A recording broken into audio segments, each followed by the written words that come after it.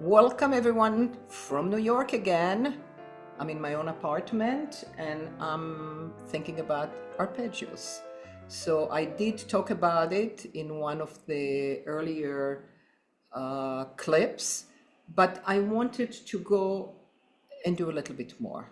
And the reason for that is that there's so many aspects to arpeggios and also situations where you're playing all in white keys, you're playing in black keys, somewhere in between. So I thought to give you a few examples that demonstrate that.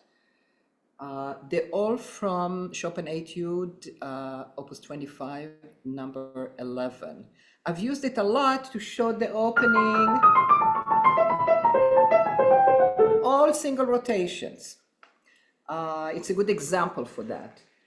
But if you go to measure 9, there is a situation of, it doesn't start really on the thumb, and there are situations where you can connect completely to the thumb and from the thumb, which is advisable because that's when you feel the most secure. So from the point of view of rotation, it's all singles. It's right to left, right to left, right to left.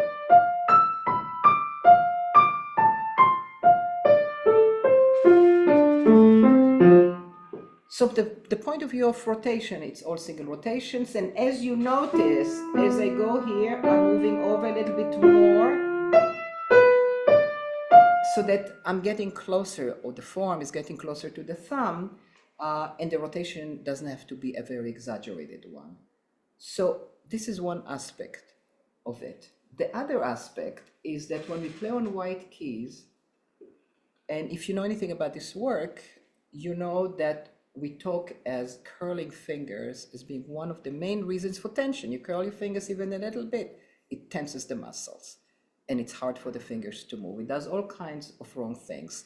So when we play in the white keys and we don't curl, you know, very often we head into the black keys. So what do people do? They curl to bring the fingers out. There's the world of tension.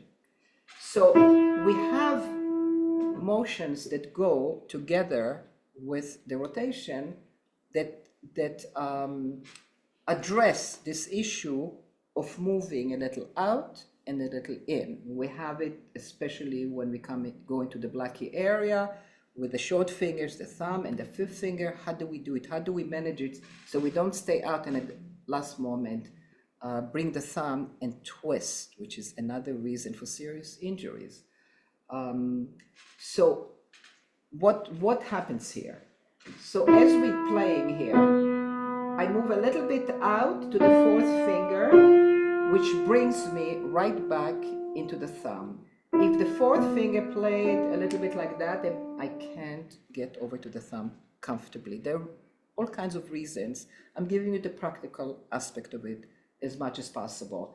When you have white keys on the finger before crossing to the thumb, it will always be a little bit toward the body, and then you have a motion bringing you back into the keyboard.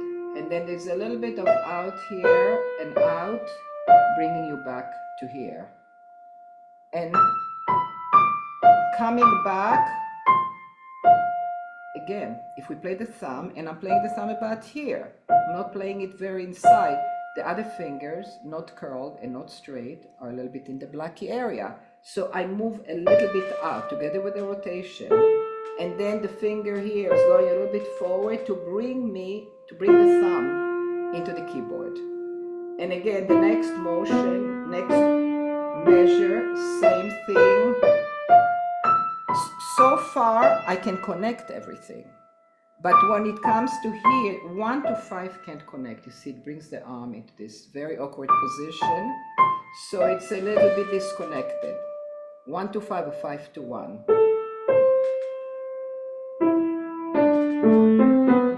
But there's another motion that pulls it all together, which is kind of a miraculous motion, and we call it shaping. And shaping in the Taubman approach is very different from general shaping. It's going like that here. We get a little bit as we go, as we cross, whether it's scales or arpeggios, we get a little bit higher with the finger before the thumb being the highest. It's not very high, but it's enough to make room for the thumb to get over to where it has to go. So the way it works here, as you move a little bit in and out, and together with that, getting a little bit higher, it's kind of an amazing movement that pulls together all the other movements and actually makes the final look, quote, look very different from what's actually underneath, which is, you know, the motion sideways, the motions in and out. It becomes very curved. You know, it's not angular. You don't see this, you see more of that. But it's not those kind of circles. It's not. It's a circular motion, but it's very precise. You don't want it to go too far over or not enough. So this is how much. And then and what I wanted to show actually in this measure, that while we can't connect the 1 to the 5, when we do it with the rotation, you can hear the disconnection. When you add shaping, you barely hear it. It makes it sound almost connected, because what happens is that the arm is doing things in such a precise way, and the correct motions, that the letting go is very small, and because of the arc of motion, it makes it sound more connected, that it's not just down, down, down, down, down. Now, if you go to measure 11 and 12 here, we are already, because of one black key, goes forward.